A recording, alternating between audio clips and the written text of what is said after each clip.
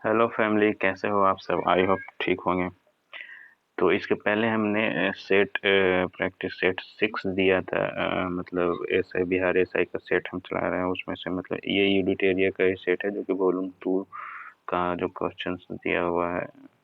तो वो यहाँ मतलब सेट 6 तक हो गया था। तो हमने बोला था कि नेक्स्ट डे सेट नंबर 7 लाएंगे। तो ये 7 नंबर सेट है, इसका ये मैथ का क्वेश्चन है। तो चलिए शुरू करते हैं।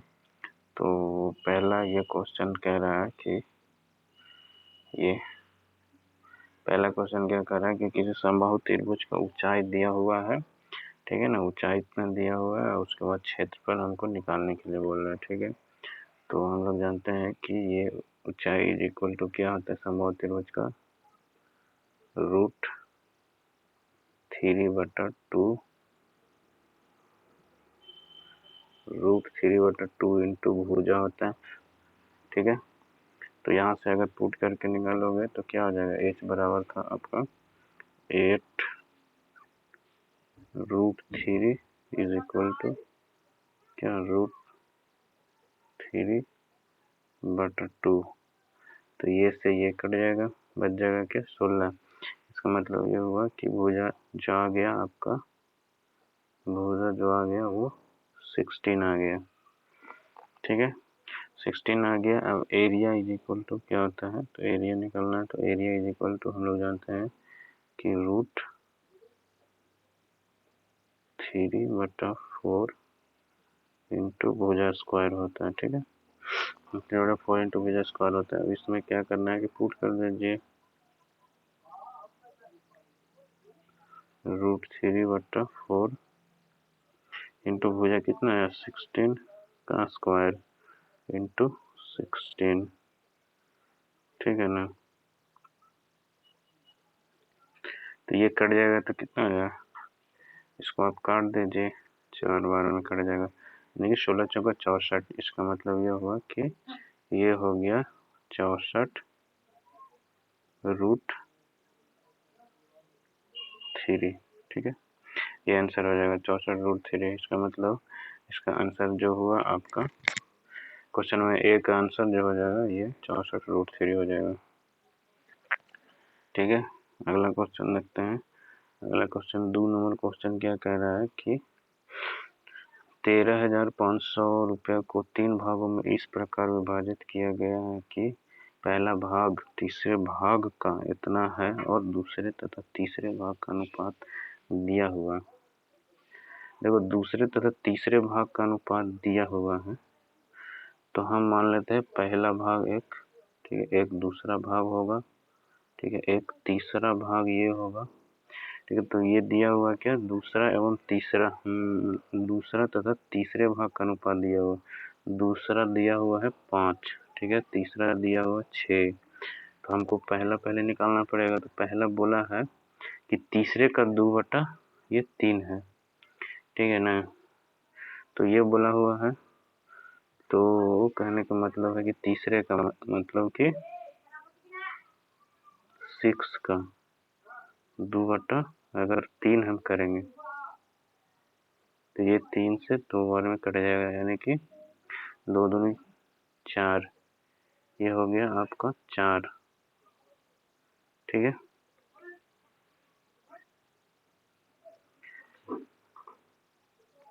तो ये 4 हो गया। तो इतना रेशियो आ गया। अब क्या बोल रहा है, इतना को इस तरीके से बांटा गया, मतलब 13,590 को बांटा गया। तो इसमें पूछ रहा है कि पहला भाग का मान निकाल रहा है, ठीक है। तो 6 4 10 और 15, 15 इक्विवेलेंट है आपको किसका, 13,590 का, ठीक है। तो इधर 15 कर देंगे टोटल का, और निकालना किसका है, पहला भाग का, ठीक है। पहला भाग कितना है, 4 है, ठीक है। पहला भाग 4 है। तो इसको आप काट दीजिए। तो इसको सोल्व करके लाओगे तो आपका सोल्व करके लाना 36 24 आएगा इसका आंसर, ठीक है। तो इसका जो आ जाएगा 36 24, ये आंसर आपका आएगा। ठीक है, तो 2 नंबर क्वेश्चन का आंसर हो गया आपका ये डी। अगला क्वेश्चन लगता है 3 नंबर क्वेश्चन। 3 नंबर क्वेश्चन क्या है कि कोई धनराशि साधारण ब्याज के 4 वर्ष में 3 गुनी हो जाती है। ठीक है, तो हमको निकालना कितना है, 5 गुनी कितने वर्षों में होगा। तो इसका देखिए, जो भी साधारण ब्याज सिंपल इंटरेस्ट अगर आए ना इस तरह से कि इतना वर्ष में इतना गुनी होता है तो कितना वर्ष में इतना गुनी हो जाएगा। तो एक्चुअली क्या है कि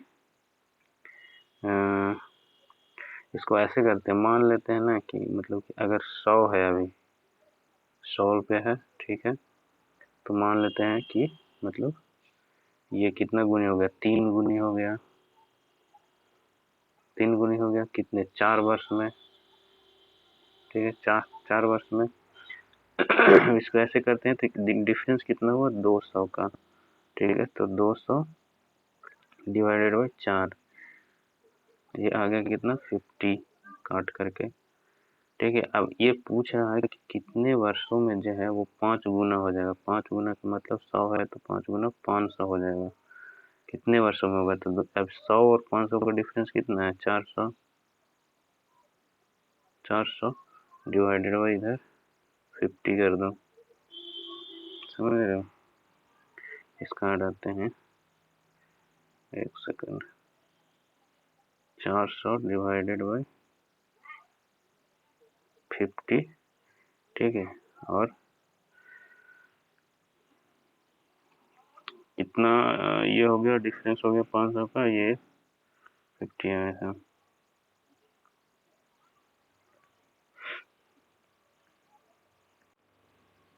ठीक है, तो ये हो जाएगा, ये निकल गया। अब कितना वर्ष में हो गया, 5 गुना, तो कितना वर्ष में हो गया, इसको इसको अगर काटेंगे तो कितना बार में कट जाएगा, इसको काटेंगे तो 5 8 40, ये 8 बार में कट जाएगा। इसका मतलब कि 8 वर्ष में 5 गुना हो जाएगा। कहने का मतलब ये 3 गुना 4 वर्ष में हुआ था, तो 8 वर्ष में 5 गुना हो जाएगा। ठीक है, तो इसका 3 का आंसर हो गया आपको बी, 8 वर्ष में आएगा। फिर चौथा नंबर क्वेश्चन देखते हैं। तो चौथा नंबर क्वेश्चन जो है वो क्या कर रहा है कि एक व्यक्ति 2 मेजों को इतना प्रति दर से बेचता है, पहली इतना लाभ पर और दूसरी इतना हानि पर बेच देता है, तो कुल लाभ या हानि हुआ ये पता कैसे चलेगा। आप अगर टोटल कॉस्ट प्राइस और टोटल सेलिंग प्राइस अगर निकाल लेंगे, क्रय मूल्य और विक्रय मूल्य, तो निकल पता चल जाएगा। ठीक है, देखिए गाइस, इसमें क्या है कि मतलब ये हम पहले सेलिंग प्राइस निकाल लेते हैं। एक का 960 रुपया है, तो टोटल का कितना हो जाएगा, 960। दोनों अलगे अलगे बेच रहे हैं ना, तो सेम प्रत्येक बोल रहा है, तो 2 का हो जाएगा सीधे। इसको आप 2 से मल्टीप्लाई कर दोगे तो कितना आ जाएगा, ये आ जाएगा आपको 0 0 और 2 छक्का 12, 0 2 छक्का 12, 18 19, ये आ गया इतना 1920। ये क्या आ गया था, ये आ गया आपको सेलिंग प्राइस। ठीक है ना, ये सेलिंग प्राइस आ गया। ठीक है, अब कॉस्ट प्राइस निकालने के लिए क्या करना पड़ेगा आपको कि कॉस्ट प्राइस के लिए कि देखिए, अगर मान लिया जाए कि 100 रुपया था, ठीक है, तो अगर 100 रुपया था तो ये बोल रहा है कि पहला में 20% लाभ हुआ, तो इसका मतलब 120 में बेचा उसने। अगर 80% हानि हो रहा है तो फिर 80 मतलब 20% हानि हो रहा है, मतलब 80 रुपये में बेचा उसने। ठीक है, तो ये क्या हो जाएगा कि अब ये भी ये 920 विक्रय मूल्य दिया हुआ है। ठीक है, तो एक का हो जाएगा 960, सॉरी 920, 960 डिवाइडेड बाई कितना हो जाएगा, 120, है ना, इंटू 100 टोटल में कॉस्ट प्राइस। फिर ये प्लस सेम प्रोसेस इसमें भी हो जाएगा, 960 डिवाइडेड बाई, यहाँ पे हो जाएगा कि हानि हो रहा है 20%, तो 80 हो जाएगा इंटू 100 हो जाएगा। ठीक है। तो इसको अब आप सोल्व करके लाओगे तो इसमें काटने के बाद आपको कितना आएगा, ये कट जाएगा आपको 12,896, मतलब कि ये 800 आ जाएगा, ठीक है। प्लस ये 800 आ जाएगा, प्लस इधर 12,896, इधर कितना आ जाएगा, 1200 रुपये ये आ जाएगा, 1200 ये आ जाएगा, ठीक है। तो ये वाली टोटल 1200 और 800 ये हो गया आपको टोटल 2000, ठीक है। समझ में आ गया। ये आ गया आपका क्या, कॉस्ट प्राइस। अब कॉस्ट प्राइस आ गया 2000, है ना। सेलिंग प्राइस आ गया था ये वाली। अब देखिए इसको क्या हो गया, इसका मतलब है कि 2000 और 80 रुपया जो है, इसको क्या होगा कि 80 रुपया लॉस हो गया यहाँ पर टोटल में। तो इसका मतलब 80 रुपया लॉस हो गया। समझ रहे थे। 2000 आया था कि क्या सेलिंग प्राइस आया था ये, माइनस 1920 रुपया। उसका मतलब है कि 80 रुपया क्या हो गया, लॉस हो गया, है ना। 80 रुपया हानि हो गया यहाँ पे। तो इसका आंसर हो जाएगा आपको 80 रुपया हानि, ये हो जाएगा 4 नंबर का डी आंसर हो जाएगा। अगला क्वेश्चन देखते हैं 5 नंबर क्या कह रहा है। 5 नंबर कह रहा है कि एक नल किसी टंकी को 6 घंटे में भर देता है, परंतु टंकी में 6 घंटे में भर देता है, परंतु टंकी में छेद होने की वजह से 3 घंटे अधिक लगते हैं, तो भरी टंकी को खाली करने में कितना समय लगेगा। देखिए ये बहुत इजी क्वेश्चन रहता है इस तरह का। कहने का मतलब है कि अगर एक कोई है मतलब नल है, ठीक है, तो वो क्या करता है कि 6 घंटे में भर देता है, ठीक है। तो 6 घंटे में भर देता है, और एक जिसमें छेद है वो उससे बह रहा है पानी, ठीक है। तो अगर दोनों एक साथ एक तो बह रहा है और दूसरा भर रहा है, तो मान लेते हैं कि ए और जो बह रहा है वो बी, ठीक है। टंकी में छेद है उसको बी मान लेते हैं। तो दोनों एक साथ क्या कर रहा है, अगर एक साथ कर रहा है तो 3 घंटे अधिक लगते हैं, मतलब कि बी वाला क्या कह रहा है, बहा रहा है, और ए वाला पानी डाल रहा है उसमें, तो अधिक लगते हैं, मतलब 6 और 3 कितना लगते हैं, 9 घंटे लगते हैं, ठीक है। अब इसका एलसीएम 6 और 9 का एलसीएम हो जाएगा 18, ठीक है। तो ये टोटल हम यूनिट 18 निकाल दिए हैं, समझ रहे हो।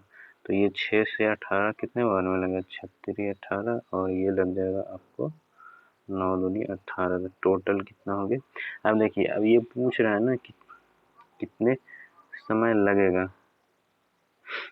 तो कितना समय लगेगा, इसका डिफरेंस आगे आपको मतलब कहने का मतलब, तो भरी टंकी को खाली करने में कितना समय लगेगा।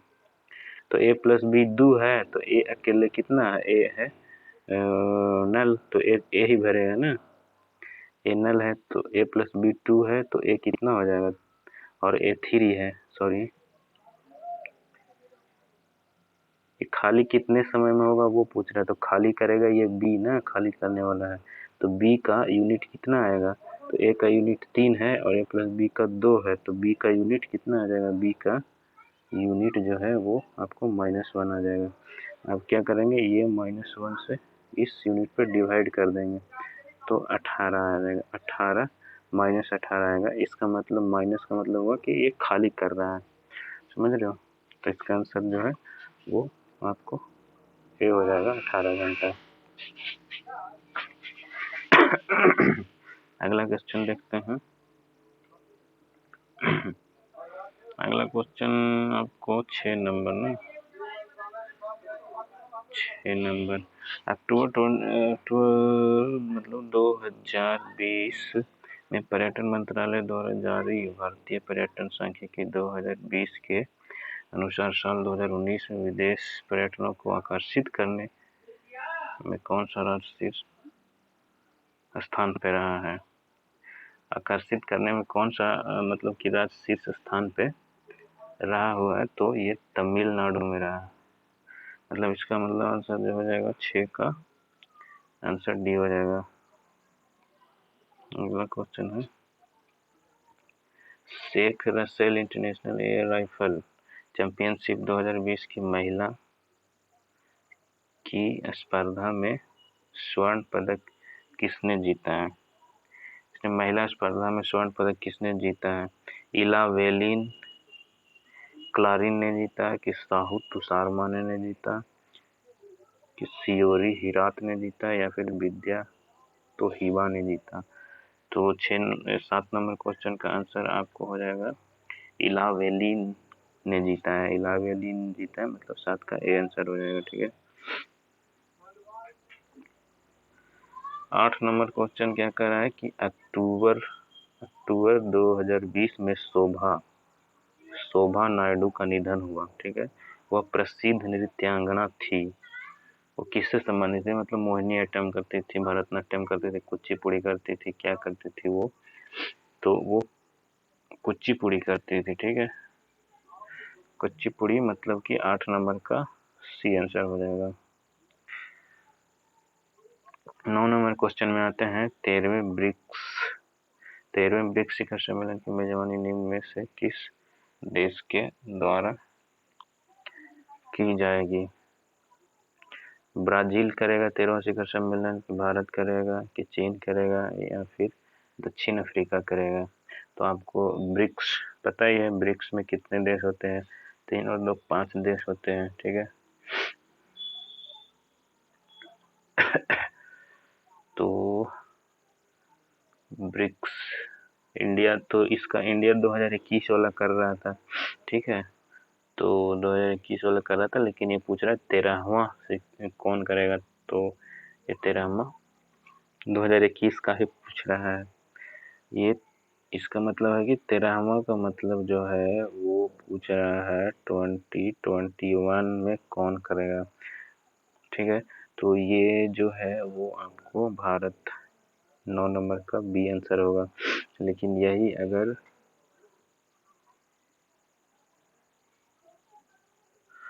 और इससे पहले मतलब ये जो है ना ब्रिक्स, आप इसको देखो BRICS ब्रिक्स, इसमें Brazil, Russia, India, China and south Africa है। ठीक है। तो ये जो है आपको इंडिया 21 वाला करेगा, तो 20 वाला ये रसिया कर रहा है। ठीक है। 20 वाला रसिया कर रहा है, रसिया 20 वाला कर रहा है, फिर 21 वाला इंडिया कर रहा है, 22 वाला चाइना करेगा, 23 वाला साउथ अफ्रीका करेगा, साउथ अफ्रीका के बाद फिर यहाँ आ जाएगा ब्राजील करेगा। समझ रहे हैं? तो इस तरह से है। और भारत ऐसे इसका अध्यक्षता जो है वो 3 बार कर चुका है। ठीक है। मतलब कि 3 बार कर चुका है भारत, 2012 में, ठीक है, 2016 में और 2021 जो ये अभी होने वाला है। तो अगला क्वेश्चन देखते हैं, 10 नंबर क्वेश्चन। अक्टूबर 2020 में किसके द्वारा SERB पावर योजना की शुरुआत की गई? निर्मला सीतारमन के द्वारा, डॉक्टर हर्षवर्धन के द्वारा, रविशंकर के द्वारा, नरेंद्र सिंह तोमर के द्वारा? किसके द्वारा किया गया? तो ये है आपको डॉक्टर हर्षवर्धन के द्वारा किया गया। तो 10 नंबर का जो है वो बी आंसर हो जाएगा। ठीक है। डॉक्टर हर्षवर्धन ने ये योजना शुरू किए थे। फिर 11 नंबर क्वेश्चन देखते हैं, निम्नलिखित में से कौन सा जोवियन ग्रह नहीं है? जोवियन ग्रह नहीं है। जोवियन ग्रह का मतलब ये होता है, जोवियन ग्रह का, अच्छा, जोवियन ग्रह का मतलब है कि पृथ्वी जैसा कौन नहीं है, मतलब पृथ्वी के समान, पृथ्वी जैसा। समझ गए आप? ये पृथ्वी जैसा कौन, इसमें बोला जोवियन नहीं है, तो पृथ्वी जैसा कौन नहीं है वो पूछना चाह रहा है ये। ठीक है। तो 11 नंबर का मंगल नहीं है, या फिर बृहस्पति नहीं है, शनि नहीं है, या फिर यूरेनस नहीं है। कौन नहीं है? तो मंगल पृथ्वी जैसा बिल्कुल भी नहीं है, बाकी पृथ्वी जैसा ही है। तो अगला क्वेश्चन देखते हैं, 12 नंबर है, बिग बैंग की घटना कितने वर्ष पूर्व हुई? बिग बैंग की घटना 46 मतलब 4.6 वर्ष अरब पूर्व हुई, या 6.7 वर्ष अरब पूर्व हुई, या फिर 13.8 13.7 करोड़ वर्ष पूर्व हुई या 13.7 अरब वर्ष पूर्व हुई? तो बिग बैंग की घटना जो है 13.7 अरब वर्ष पूर्व हुई। अगला क्वेश्चन जो है वो 13 नंबर क्वेश्चन देखते हैं। 13 नंबर क्वेश्चन जो है वो कह रहा है कि कोयला निम्न में से किस प्रकार के सेल का उदाहरण है? कोयला अग्रेय सेल का उदाहरण है, अवसादी सेल का उदाहरण है, कयांतरी सेल का उदाहरण है, या फिर उपयुक्त में से कोई नहीं है? तो कोयला जो है वो आपको अवसादी सेल का उदाहरण है। ठीक है, अगला क्वेश्चन 14 नंबर देखते हैं। वायुमंडल में हीलियम गैस का आयतन के अनुसार प्रतिशत कितना है? 24 नंबर क्वेश्चन है कि निम्नलिखित भारतीय राज्यों में से किस राज्य की सीमा जो है भूटान से नहीं लगती है? भूटान से नहीं लगती है, अरुणाचल की नहीं लगती है, आसाम की नहीं लगती है, पश्चिम बंगाल की नहीं लगती है, या फिर में से कोई नहीं, किसमें नहीं लगती है? तो आपका 24 नंबर का आंसर जो हो जाएगा वो उपर्युक्त में से कोई नहीं होगा। ठीक है, क्योंकि ये सारे के सारे से लगती है भूटान का, अरुणाचल, आसाम, पश्चिम बंगाल, ठीक है, और एक और है वहाँ पे मतलब सिक्किम एक है। ठीक है, तो सिक्किम से लगती है, और मतलब कहने का मतलब टोटल जो है वो 4 राज्यों से लगती है। ठीक है, अब आते हैं 25 नंबर में।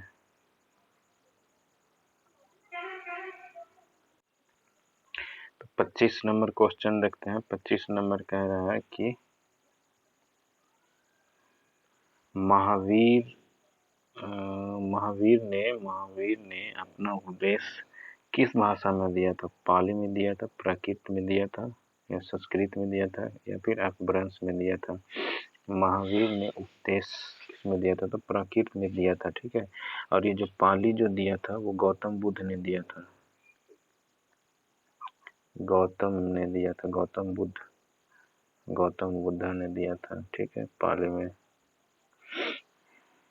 और ये जो गौतम बुद्ध है ना, गौतम बुद्ध का मतलब शिक्षा जो है वो प्राकृत में हुआ है। ठीक है, द्वितीय बौद्ध संगीति किसके शासनकाल में आयोजित की गई थी? द्वितीय बौद्ध संगीति अशोक के शासनकाल में, काल अशोक के, अजातशत्रु के, या फिर उदयन में? तो द्वितीय बौद्ध संगीति। इसका ट्रिक सीधी बात है कि मतलब कि एक होता है RVP के, मतलब राजगीर, वैशाली, पाटलिपुत्र और कुंडलवन। ठीक है, ऐसे याद करना है इसको। तो ये द्वितीय बौद्ध संगीति किसके शासनकाल में बोल रहा है? तो ये काल अशोका के शासनकाल में हुआ, उसके बाद काल अशोका इसमें, फिर इसमें अशोका, फिर इसमें कनिष्क, इसमें अजातशत्रु। ठीक है, 27 नंबर क्वेश्चन है। शुंग शासकों ने अपनी राजधानी जो है वो कहाँ बनाई थी? ये शुंग शासक ने अपनी राजधानी कहाँ बनाई थी? वैशाली में बनाई थी, वेदिया में बनाई थी, राज बनाई थी, या फिर प्रतिष्ठान बनाई थी? शुंग शासकों ने अपनी राजधानी जो है वो विदिशा में बनाई थी। ठीक है, विदिशा में बनाई थी। बी आंसर हो जाएगा 27 नंबर का। 28 नंबर क्या कह रहा है कि 28 नंबर कह रहा है कि चेदी वंश का संस्थापक जो है कौन था? चेदी वंश का संस्थापक खारवेल था, या फिर महामेघवान था, या फिर वासुदेव था, या फिर सिमुक था? चेदी वंश का संस्थापक, तो चेदी वंश का संस्थापक जो है महामेघवान था। ठीक है, महामेघवान था चेदी वंश का संस्थापक। आगे क्वेश्चन देखते हैं। 29 नंबर क्वेश्चन देखते हैं। 29 नंबर कह रहा है कि प्रथम हून आक्रमण किसके समय में हुआ? प्रथम हून आक्रमण चंद्रगुप्त प्रथम के समय में हुआ, चंद्रगुप्त द्वितीय के समय में हुआ, स्कंदगुप्त के समय में हुआ, या फिर समुद्रगुप्त के समय में हुआ? तो 29 नंबर का आंसर जो हो जाएगा स्कंदगुप्त के समय में हुआ। ठीक है, और ये जो हून आक्रमण जो किया था वो पता चलता है जूनागढ़ अभिलेख से। ये हून आक्रमण जो है वो पता चलता है आपको जूनागढ़ अभिलेख से। ठीक है, जूनागढ़ अभिलेख से पता चलता है, और इसमें ठीक है, जूनागढ़ से पता चलता है।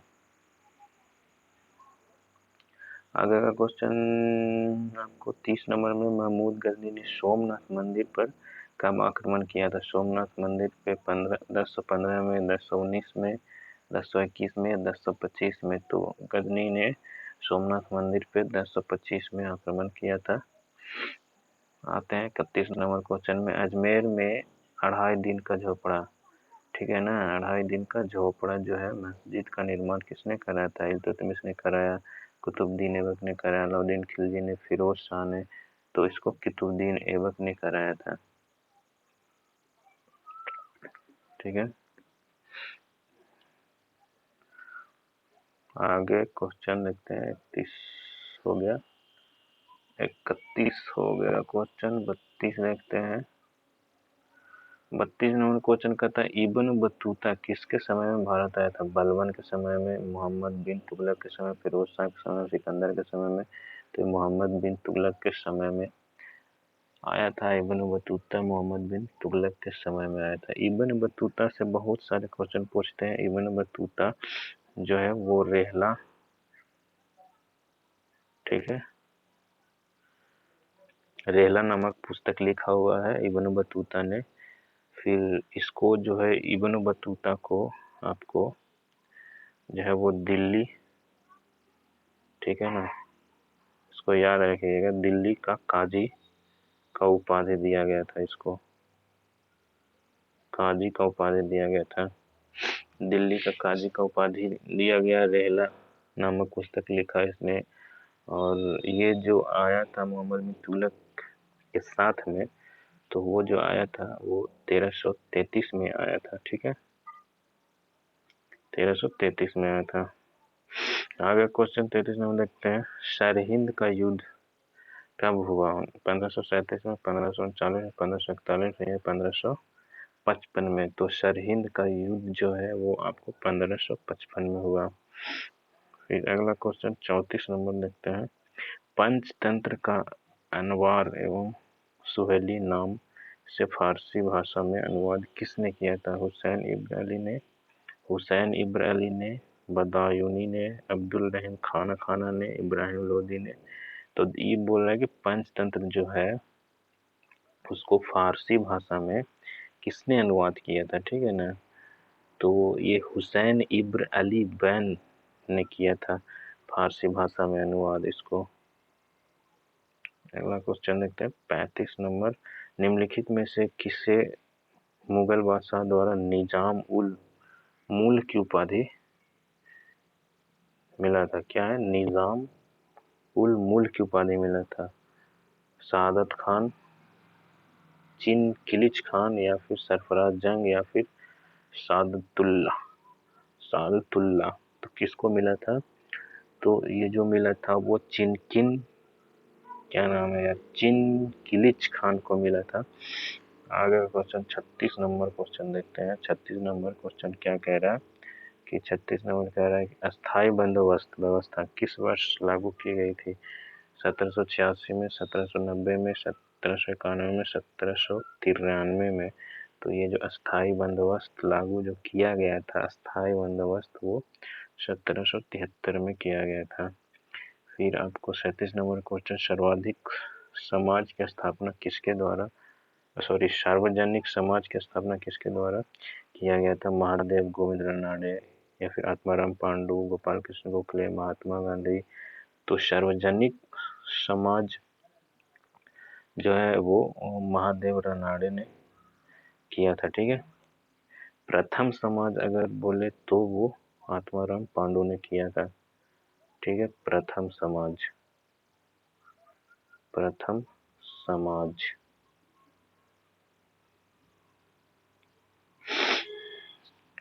तो आगे क्वेश्चन 38 नंबर देखते हैं कि मद्रास की संधि किसके बीच हुआ था? अंग्रेज एवं हैदर अली के बीच, अंग्रेज एवं टीपू सुल्तान के बीच, हैदर अली एवं मराठा के बीच, निजाम एवं हैदर अली के बीच। तो मद्रास की संधि जो हुआ था अंग्रेज एवं हैदर अली के बीच हुआ था। ठीक है, आगे क्वेश्चन 39 नंबर, नवजीवन समाचार पत्र का संस्थापक कौन था? लाला लाजपत राय, दादा भाई नौरोजी, महात्मा गांधी, मोतीलाल नेहरू। ठीक है, ये समाचार पत्र का नाम है नवजीवन समाचार पत्र। नवजीवन समाचार पत्र जो है वो महात्मा गांधी का था। नवजीवन समाचार पत्र महात्मा गांधी का था। हिंदी और गुजराती में ये आता था। ठीक है ना, ये जो है वो हिंदी और गुजराती में आता था। आगे क्वेश्चन देखते हैं 40 नंबर। यूके सिन्हा समिति निम्न में से किसके से संबंधित है? कर सुधार से, कृषि से, सूक्ष्म एवं लघु उद्योग से, बैंकिंग से, किससे है? 40 नंबर क्वेश्चन का आंसर जो है वो एमएसएमई इसको बोलते हैं, सूक्ष्म लघु एवं मध्यम, एमएसएमई से संबंधित है। Micro small and medium enterprises बोलते हैं इसको। यूके सिन्हा। ठीक है, तो आप देखते हैं 41 नंबर क्वेश्चन। 41 नंबर क्वेश्चन कह रहा है कि कागजी मुद्रा या फिर कृत्रिम मुद्रा, इसको बोलते हैं आर्टिफिशियल मनी। ठीक है, किसको बोलते हैं? मतलब डॉलर को बोलते हैं, प्रत्यक्ष विदेशी निवेश को बोलते हैं, या विशेष आवरण अधिकार को बोलते हैं, या फिर उपरोक्त में से कोई नहीं है ऐसा। ठीक है, तो 41 नंबर का आपका जो है वो आपको ये पूछ रहा था कागजी मुद्रा, तो इसको विशेष आहरण को बोलते हैं। ये एक्चुअली क्या है कि ये जो है एसडीआर है। ठीक है, एसडीआर मतलब, एसडीआर का मतलब हो गया स्पेशल ड्राइंग राइट्स। ठीक है ना, इसको बोलते हैं special drawing rights. Special drawing rights. 42 number question है, केंद्रीय बजट में पूंजीगत प्राप्तियों के अंतर्गत, केंद्रीय बजट में पूंजीगत प्राप्तियों के अंतर्गत जो है इनमें से कौन नहीं आता है? तो निवेश नहीं आता, विनिवेश नहीं आता है, फिर विनिवेशी उधारी नहीं आता, आंतरिक बाजार नहीं आता। तो 42 नंबर का आंसर है कि निवेश नहीं आता। ठीक है, 43 नंबर क्वेश्चन देखते हैं। कहते हैं राजकोषीय घाटा क्या है? कुल बजट प्राप्त कुल माइनस कुल बजट व्यय, राजस्व व्यय माइनस राजस्व प्राप्ति, बजटेरी घाटा प्लस उधार एवं अन्य। तो इसका आंसर जो है 43 नंबर का आंसर जो है वो बजटेरी घाटा प्लस उधार एवं अन्य देता होता है। ठीक है, 44 नंबर जो है, जब कोई देश अपनी मुद्रा का अवमूल्यन करता है तो इसका इसका जो है वो प्रभाव होता है, आयात सस्ता हो जाता है, निर्यात सस्ता हो जाता है, या फिर आयात महंगा हो जाता है, निर्यात महंगा हो जाता है। तो ठीक है, तो ये जो है 44 नंबर का जो आंसर है वो आपको ये 2 नंबर में निर्यात सस्ता हो जाता है और आयात महंगा हो जाता है। 44।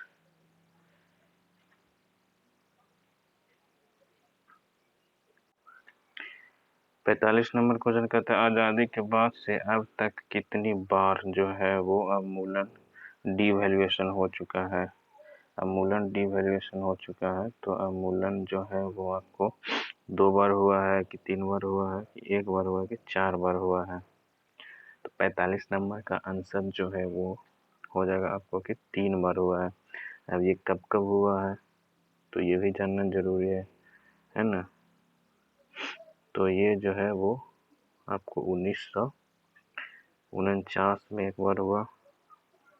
ठीक है, 1966 में हुआ, फिर आपको 1991 में हुआ था। ये 3 बार हुआ था अवमूल्यन इवैल्यूएशन। 44 नंबर क्वेश्चन जो है विदेशी मुद्रा भंडार फॉरेन एक्सचेंज रिजर्व अंतर्गत शामिल होता है। कौन शामिल होता है? विशेष आवरण कर, एसडीआर जो अभी हमने बताया था वही है। आईएमएफ के पास रिजर्व, या फिर स्वर्ण भंडार, या फिर विदेशी भंडार, ये सारे के सारे आते हैं फॉरेन एक्सचेंज के अंतर्गत आते हैं। तो ये डी आंसर हो जाएगा इसका। 47 नंबर क्वेश्चन,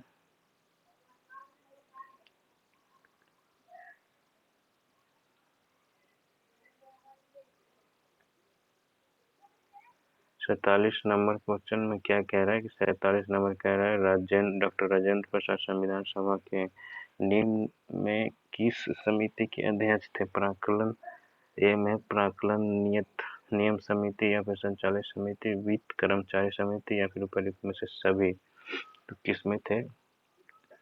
तो ये जो है आपको सारा के सारा संचालन कर रहे थे, ये आपको प्रक्रिया या नियम समिति से लेकर के सारे समिति को वो कर रहे थे। ठीक है, तो 48 नंबर क्वेश्चन को देखा जाए। 48 नंबर का है संसदीय शासन प्रणाली की प्रमुख विशेषता है शक्तियों का कठोर पृथक्करण या फिर दोहरी कार्यपालिका या फिर विधायिका एवं कार्यपालिका के मध्य सामंजस्यपूर्ण। तो 48 नंबर का आंसर जो हो जाएगा वो ये सिर्फ और सिर्फ 2 और 3 दोहरी कार्यपालिका एवं विधायिका, ये है आपको शक्तियों का कठोर पृथक्करण नहीं होता है। ठीक है, तो 49 नंबर क्वेश्चन देते हैं निम्नलिखित में से अधिकारों से संबंध में सही नहीं है। कौन सही नहीं है? मूल अधिकारों से कौन सही नहीं है? तो ये समिति नहीं है, ये अस्थाई नहीं है, ये अयोग्य नहीं है, क्या नहीं है इसमें से? तो 49 नंबर का आंसर उपर्युक्त में से कोई भी नहीं है। 50 नंबर का देखते हैं कि एक अनुच्छेद जिसके बिना संविधान अर्थविहीन है या संविधान की आत्मा, ठीक है, संविधान की आत्मा और हृदय किसको कहते हैं? अनुच्छेद 14 को, अनुच्छेद 15 को, अनुच्छेद 32 को, अनुच्छेद 40 को। तो अनुच्छेद 32 को पता ही है, संवैधानिक उपचारण होता है। तो लोकसभा 51 नंबर क्वेश्चन देखते हैं, लोकसभा और राज्यसभा की संयुक्त बैठक बुला सकता है लोकसभा अध्यक्ष, राष्ट्रपति या फिर प्रधानमंत्री या फिर उपराष्ट्रपति? कौन बुला सकता है? तो ये जो है वो आपको 51 नंबर राष्ट्रपति बुला सकता है। राष्ट्रपति बुलाता है, आपको ये बोला कि संयुक्त बैठक बुलाता है, जो कि आर्टिकल जो है वो आपको 108 के तहत है ना, 108 के तहत बुलाता है, राष्ट्रपति बुलाता है। ठीक है, फिर आपको भारतीय संविधान के किस अनुच्छेद के अंतर्गत महान्यायवादी नियुक्त किए जाते हैं? 76 के तहत या फिर 148 के तहत, 142 के तहत, 152 के तहत? तो महान्यायवादी जो है वो आपको 76 के तहत नियुक्त किए जाते हैं और ये राष्ट्रपति के द्वारा ही किया जाता है। ठीक है, राष्ट्रपति के द्वारा ही किया जाता है, इसका नियुक्ति राष्ट्रपति ही करता है 76 के तहत। फिर आप आ जाइए इधर 53 नंबर में सीधे। 53 नंबर क्या हो गया? 53 नंबर इधर है। 53 नंबर कहता है कि लोकसभा केंद्र शासित क्षेत्रों का सर्वाधिक प्रतिनिधि हो सकता है। कितना का प्रतिनिधि हो सकता है? ये क्वेश्चन बहुत ही अच्छा है। 20 का होता है, 30 का होता है, 22 का होता है, या फिर ये जो होता है वो 20 का होता है। ठीक है ना, 20 का होता है। क्या होता है इसमें? होता क्या है एक्चुअली कि मतलब टोटल जो है ना मैक्सिमम जो हो सकता है लोकसभा में वो 552 तक हो सकता है। ठीक है, इसमें से क्या होता है कि स्टेट्स से जाते हैं, जिसको राज्य कहते हो, वो यहाँ से जाते हैं 530। ठीक है, और यूटी से जाते हैं, जिसको केंद्र शासित कहते हो, यहाँ से 20 जाते हैं। बाकी जो होता है वो या तो एंग्लो इंडियन होता है या फिर वो राइटर्स वगैरह जो होते हैं वहाँ से दूर जाता है। ठीक है, तो टोटल 552 मैक्सिमम हो सकता है इसका। आते हैं इधर क्वेश्चन नंबर 54 क्वेश्चन नंबर क्या कह रहा है? 54 कहता है कि राज्यसभा का सदस्य होने के लिए न्यूनतम आयु कितना है? ठीक है, तो राज्यसभा सदस्य होने के लिए न्यूनतम आयु कितना है? 25 वर्ष है या 30 वर्ष है या फिर 35 वर्ष है या फिर 21 वर्ष है? तो देखिए ये राज्यसभा के लिए तो 30 वर्ष होगा, लेकिन इसमें क्या होता है देखिए आपको बताता हूँ कि 25 वर्ष एक होता है, एक 30 वर्ष होता है, एक 35 वर्ष होता है। यही 3 पूछेगा, इसमें से ज़्यादा कभी कुछ नहीं पूछा। तो पूछेगा ये जो होता है वो मुख्यमंत्री के लिए होता है, जो विधानसभा इलेक्टेड होते हैं, मतलब मुख्यमंत्री के लिए हो गया, ये तो राज्यसभा के लिए हो गया, और ये 35 जो है सुप्रीम कौन होता है, तो राष्ट्रपति होता है, ठीक है ना। तो ये राष्ट्रपति के लिए हो गया। 55 नंबर क्वेश्चन क्या कह रहा है कि 55 नंबर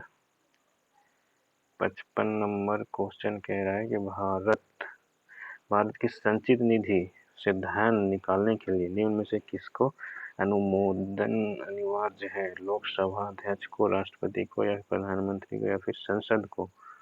किसका मतलब सहमति लेना जरूरी है? तो 55 नंबर का आंसर जो होगा वो संसद से जरूरी है, बिना सहमति के आप नहीं ये कर सकते, ठीक है। 56 नंबर क्वेश्चन का जो आंसर है, मतलब 56 नंबर क्वेश्चन क्या कह रहा है, संसद की लोक लेखा समिति के अध्यक्ष की नियुक्ति कौन करता है? अब देखो, संसद की ये लोक लेखा समिति के बारे में पूछ रहा है, तो लोकसभा अध्यक्ष करता है, फिर राष्ट्रपति करता है, प्रधानमंत्री करते हैं, उपराष्ट्रपति करता है। तो सीधी सी बात है, जब संसद की बात आ रही है ना, तो कौन करेगा? लोकसभा अध्यक्ष ही करेगा। 57 नंबर क्वेश्चन कर रहा है चिराग शेट्टी किस खेल से संबंधित है? बैडमिंटन से है, शतरंज से है, निशानेबाजी से है, बॉक्सिंग से है? चिराग शेट्टी, ठीक है, तो चिराग शेट्टी जो है वो बैडमिंटन से है। अब ये भाई साहब चिराग शेट्टी जो है वो अर्जुन अवार्ड भी लिया हुआ है, ठीक है, अर्जुन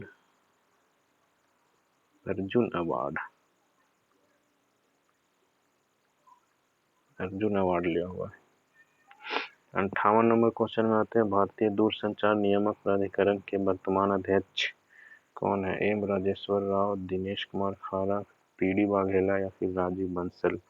कौन है दूरसंचार नियामक का?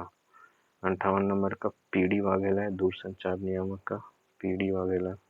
फिर आपको 59 नंबर क्वेश्चन क्या कह रहा है कि 59 नंबर क्वेश्चन किस राज्य के काजी नींबू को जीआई टैग दिया गया है? ये नींबू जो होता है ना, काजी नींबू, जीआई टैग मेघालय से है, मणिपुर से है, असम से है, फिर सिक्किम से? कहाँ से है ये? तो ये जो है आपको असम से है काजी नींबू।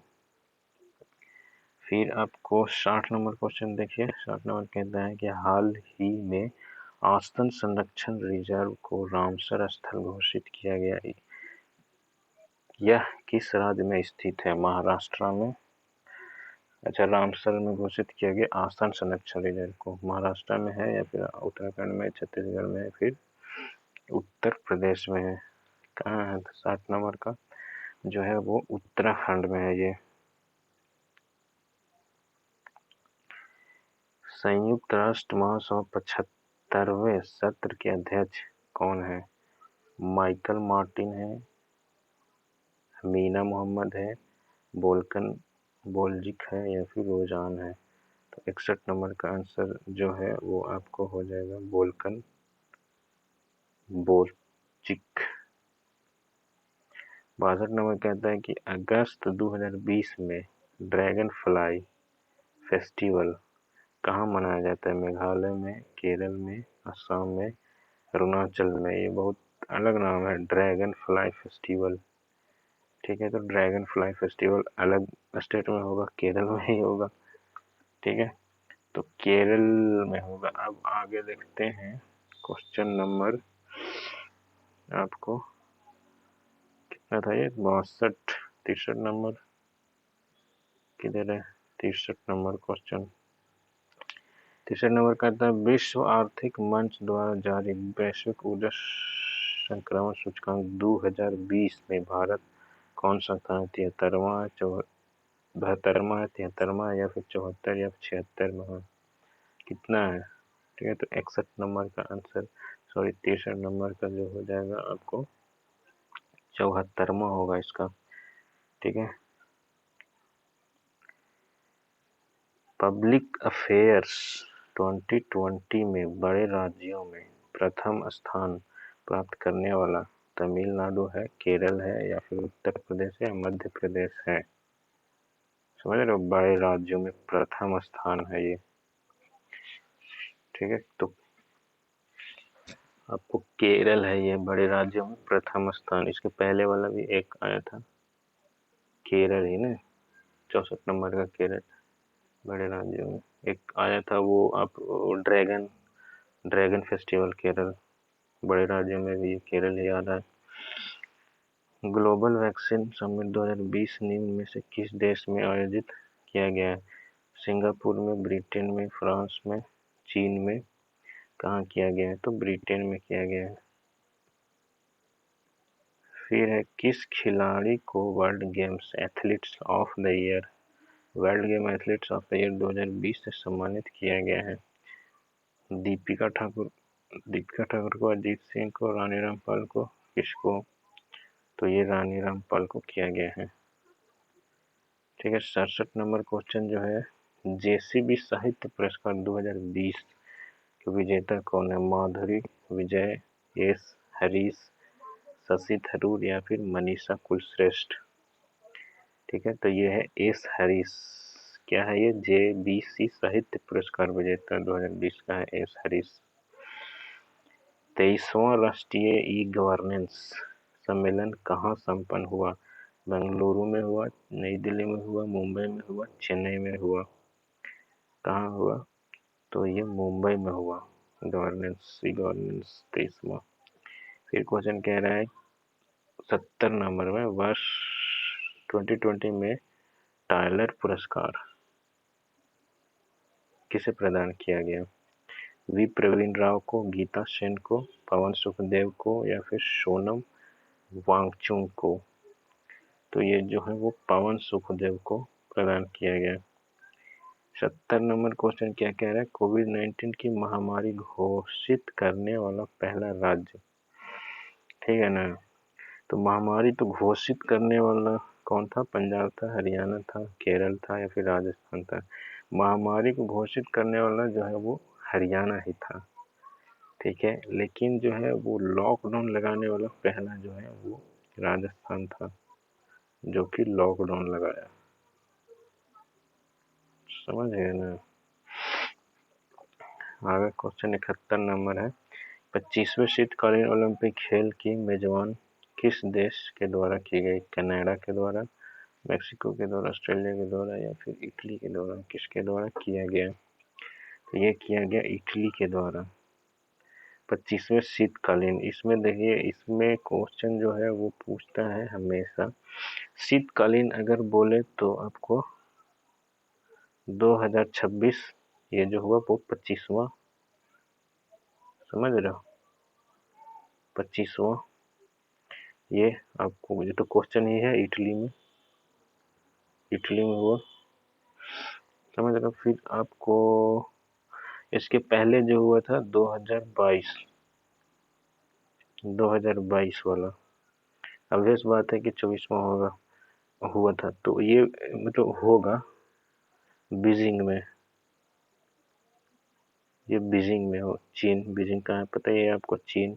ये तो था आपको कि शीतकालीन में दो की मतलब 26 में जो होगा वो इटली में होगा, 22 में जो होगा वो बीजिंग में होगा, और मतलब कि ये ग्रीष्मकालीन एक होता है समर ओलंपिक। ठीक है ना, समर ओलंपिक, समर ओलंपिक। तो इसका भी शेड्यूल बहुत जरूरी है याद करना। जो अभी चला ओलंपिक 2020 वाला, जो कोरोना की वजह से 21 में हुआ टोक्यो में, ठीक है, टोक्यो में हुआ। फिर अब 4 साल के बाद होता है तो 2024 में, ठीक है, 2024 में पेरिस में होगा, है ना, पेरिस में होगा। पेरिस का है, फ्रांस की राजधानी है, फ्रांस में है।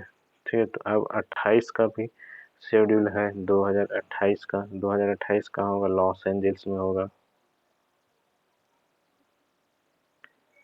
एंजिलस में होगा, ठीक है, लॉस एंजल्स में होगा। तो ये है आपको summer Olympic 2020 Tokyo, 2024 Paris, 2028 Los Angeles. ठीक है, और आते हैं 72 नंबर क्वेश्चन पे।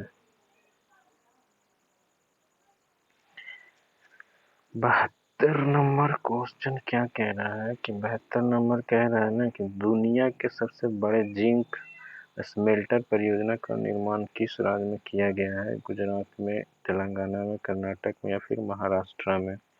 तो 72 नंबर का ये गुजरात में किया गया है। फिर कहता है कि दी एंड गेम पुस्तक के द्वारा किसके द्वारा लिखा गया है? एस हुसैन, जैदी, एस जयशंकर, यतीश यादव या फिर आर.सी. भार्गव? तो 73 नंबर का आंसर जो है वो ए हो जाएगा, एस हुसैन जैदी। ठीक है। 74 नंबर जो है वो भारत सरकार ने किस वर्ष एक डिजिटल रेडियो लॉन्च करने का लक्ष्य रखा है? ठीक है। 23 तक लक्ष्य है या 2024 तक है या फिर 2025 या 2026 तक है? तो ये जो डिजिटल का लक्ष्य रखा गया है वो बी आंसर 2024 तक रखा गया है। ठीक है।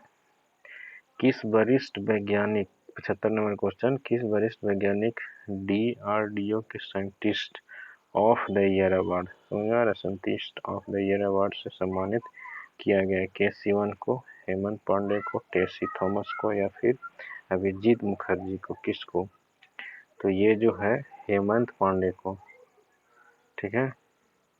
और आपको लग रहा होगा कि के सिवन को, तो के सिवन को जो दिया गया है वो दिया गया वान कारमान। ठीक है, वान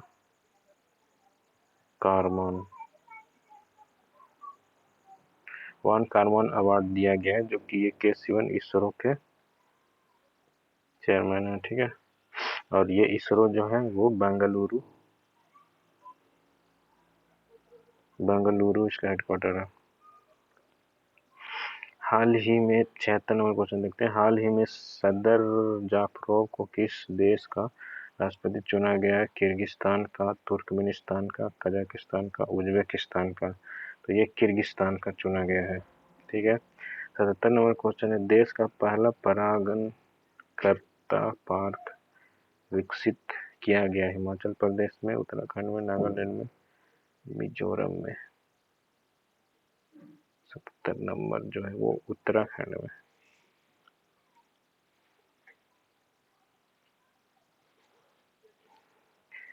अगला क्वेश्चन क्या है? 74 नंबर क्या है कि में से कौन एक सदिश राशि नहीं है? चुंबकीय क्षेत्र, चालक प्रवणता, विद्युत धारा या बल आघूर्ण? चालक प्रवणता नहीं है, इसके अलावा सारा सदिश है।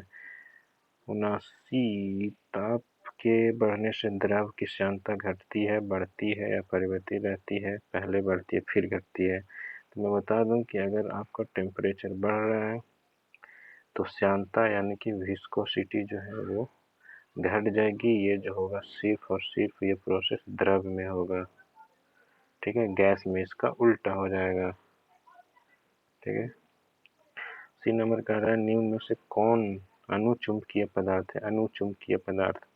अनुचुंबकीय पदार्थ कौन है? कोबाल्ट है या फिर जस्ता है या फिर पारा है या फिर एल्यूमिनियम है?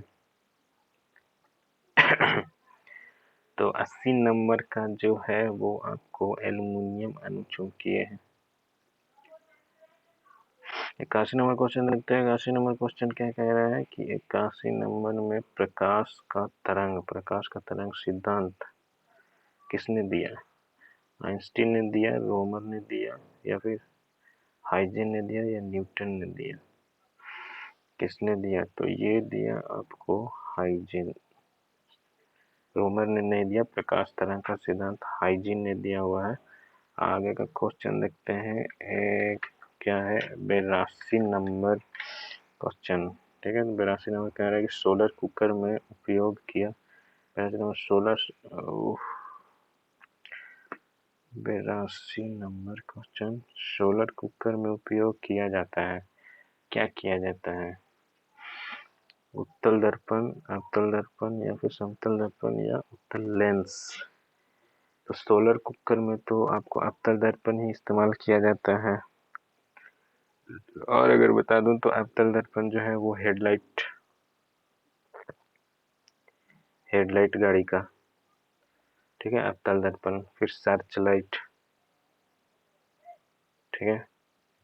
फिर आपको ये सलून जो होता है, सलून, बाल बनाने वाले, उसमें अवतल दर्पण होते हैं। 82 नंबर का जो है वो उत्तल दर्पण है। 83 नंबर का जो है वो 83 नंबर क्वेश्चन, निम्नलिखित में से कौन जर्मन सिल्वर मिश्र धातु अवयव है?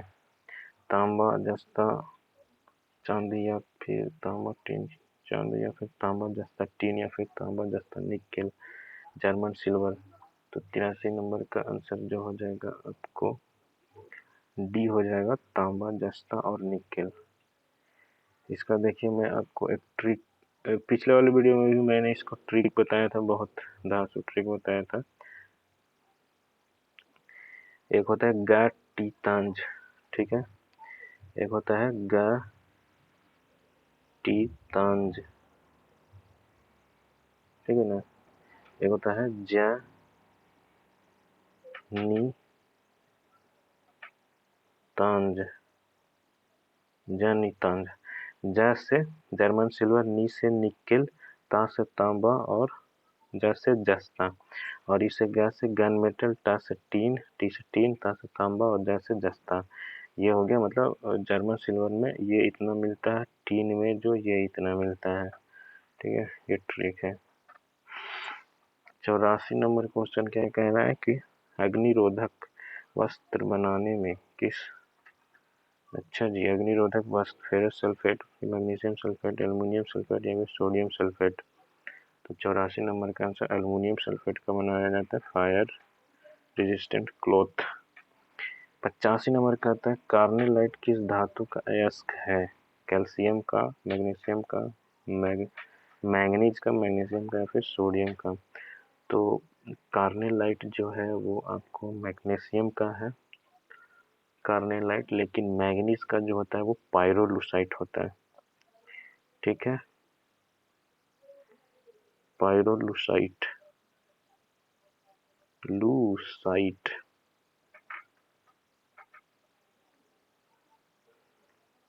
पायरोलुसाइट होता है मैग्नीज का, मैग्नीशियम का कार्नेलाइट। 86 नंबर क्वेश्चन देखते हैं, स्टार फिश किस संघ का जंतु है? इकाइनोडर्मिटा का, मोलास्का का, आर्थ्रोपोडा का, इसका या फिर स्टार फिश इकाइनोडर्मिटा का। अब आर्थ्रोपोडा का क्या होता है? तो आर्थ्रोपोडा का आपको वही मकड़ी हो गया, तिलचट्टा हो गया, मकड़ी हो गया, और क्या होता है इसमें, घोंघा होता है, मच्छर, मक्खी, ये सारे। निम्न में से कौन सबसे बड़ा कोशिकांग है? माइटोकॉन्ड्रिया, क्लोरोप्लास्ट या फिर राइबोसोम या फिर न्यूक्लियस। तो कोशिकांग, बड़ा कोशिकांग न्यूक्लियस होता है, ठीक है, बड़ा कोशिकांग न्यूक्लियस होता है, छोटा कोशिकांग राइबोसोम होता है। ये जो होता है राइबोसोम ना, वो छोटा कोशिकांग होता है, छोटा कोशिकांग राइबोसोम। 88 नंबर, यदि माता का ओ हो, ठीक है, और पिता का ए बी हो, तो ग्रुप क्या होगा? ए बी ओ और ए बी, ए या बी, ए बी या ए बी, ओ या ए बी, क्या होगा? तो इसका आंसर जो हो जाएगा वो सिर्फ ए बी होगा, और ए और बी होगा तो ये भी हो जाएगा, ठीक है। 89 क्वेश्चन कहता है एंथ्रेक्स रोग, एंथ्रेक्स रोग किसके कारण होता है? विषाणु के कारण, जीवाणु के कारण, प्रोटोजोआ के कारण, कवक के कारण। तो एंथ्रेक्स रोग जो होता है वो जीवाणु के कारण होता है, ठीक है। और एंथ्रेक्स रोग में होता क्या है कि आपको जो है एंथ्रेक्स रोग है ना, वो त्वचा त्वचा त्वचा से संबंधित रोग होता है, और फेफड़ा से संबंधित होता है, ठीक है। 19 क्वेश्चन नंबर, निम्न में से कौन विटामिन घाव भरने में सहायक होता है? Vitamin A, vitamin B, vitamin C, vitamin D. तो घाव भरने में विटामिन सी होता है, थक्का जमाने में आपको विटामिन के होता है, तो 90 का सी आंसर हो जाएगा। 91 क्वेश्चन नंबर का, मस्तिष्क का कौन सा भाग शरीर का तापक्रम नियंत्रित करता है?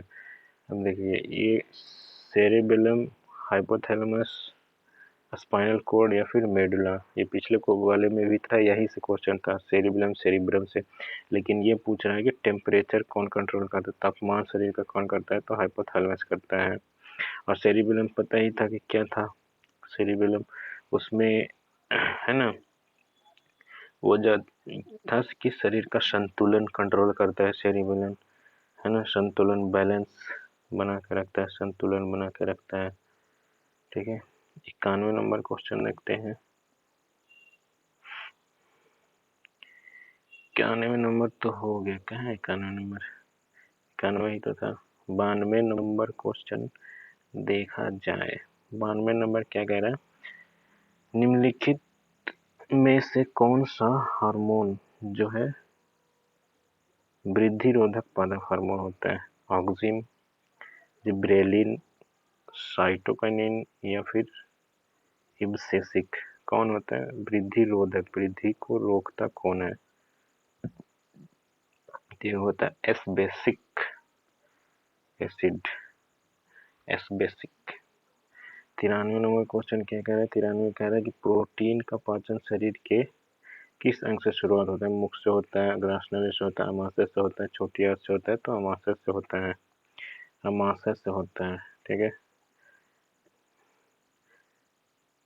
नतांगी नेशनल पार्क ये कहाँ है, किस राज्य में? सिक्किम में है, मिजोरम में है, नागालैंड में है या फिर मणिपुर में है? नातांगी नेशनल पार्क, तो नतांगी नेशनल पार्क जो है, न से नतांगी, न से नागालैंड।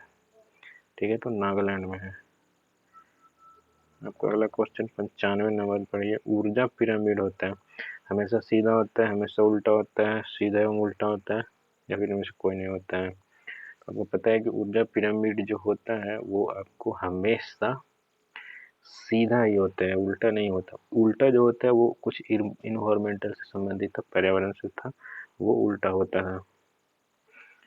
96 नंबर क्वेश्चन है, वेनेजुएला की राजधानी काराकास किस नदी पर है? अमेजन पे है, डेन्यूब पे है या फिर ओरिनिको पे है या फिर पराना पे है? तो वेनेजुएला, वेनेजुएला की राजधानी क्या है? ये भी एक क्वेश्चन है अपने आप में। काराकास वेनेजुएला की राजधानी है। तो ये जो है वो ओरिनिको नदी के किनारे है, ओरिनिको। 97 नंबर क्वेश्चन है कि 38वीं समानांतर रेखा, ठीक है, किन देशों के बीच है? अमेरिका कनाडा के बीच, जर्मनी पोलैंड के बीच, फ्रांस जर्मनी के बीच या फिर उत्तर कोरिया दक्षिण कोरिया के बीच? तो ये जो है उत्तर कोरिया दक्षिण कोरिया के बीच है। ठीक है, और एक है 49वां रेखा, ये वाली जो है ये इसके बीच है, अमेरिका और कनाडा के बीच, 49वां। ठीक है, 98 नंबर क्वेश्चन देखते हैं। 98 नंबर क्वेश्चन कह रहा है कि इकोलॉजी शब्द सर्वप्रथम किसने दिया था? ट्रांसले ने दिया, हेकले ने दिया, कोपेन ने दिया, फिर डार्विन ने दिया? देखो इसमें दो चीजें है, एक इकोलॉजी है या फिर एक इकोसिस्टम है। ठीक है ना, इकोलॉजी या इकोसिस्टम। तो इकोसिस्टम तो भैया ये दिया था ट्रांसले ने, इकोसिस्टम। ठीक है, इकोसिस्टम को ट्रांसले ने दिया था, लेकिन ये है इकोलॉजी। ठीक है, तो 98 नंबर इकोलॉजी, इकोलॉजी जो है वो दिया था हेकले ने। ठीक है, 99 क्वेश्चन नंबर देखते हैं। क्या लिखा हुआ, स्टोनटिंग किस देश की राजधानी है? स्टोनटिंग स्वीडन की, नॉर्वे की, ब्राजील की, डेनमार्क की? सॉरी, संसद है, किस देश की संसद है स्टोनटिंग? तो आपको पता है कि ब्राजील के संसद का नाम ही कांग्रेस है। ठीक है ना, तो ब्राजील नहीं होगा ये, तो इसका हो जाएगा आपको नॉर्वे का है, नॉर्वे का स्टोनटिंग। मतलब स्टोनटिंग जो है वो आपको, स्टोनटिंग जो है वो आपको नॉर्वे का संसद का नाम है। और चाहिए और जानना है, क्यूरियोसिटी हो रहा है, तो ब्राजील का तो आपको बताया हमने कि कांग्रेस। स्वीडन का क्या होता है? स्वीडन का रिक्सडैग, इसमें लिखना मुश्किल होता है, रिक्सडैग, समझ रहे हो, रिक्सडैग। फिर डेनमार्क का भी है जो फाल्केगिंग डेनमार्क है। 100 नंबर क्वेश्चन में आ जाते हैं।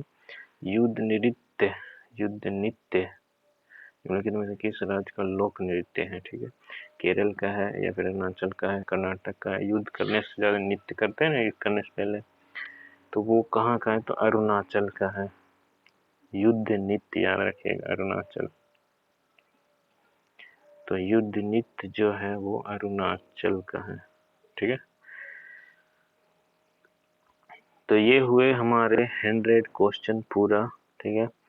तो अगला क्वेश्चन मतलब अगला सेट जो फिर आएगा वो आपको आएगा, ये 7 नंबर था तो 8 नंबर, अब 8 नंबर आएगा, ठीक है। तो मतलब कि कहने का मतलब है कि चैनल को जो है सो सब्सक्राइब किया जाए, ठीक है।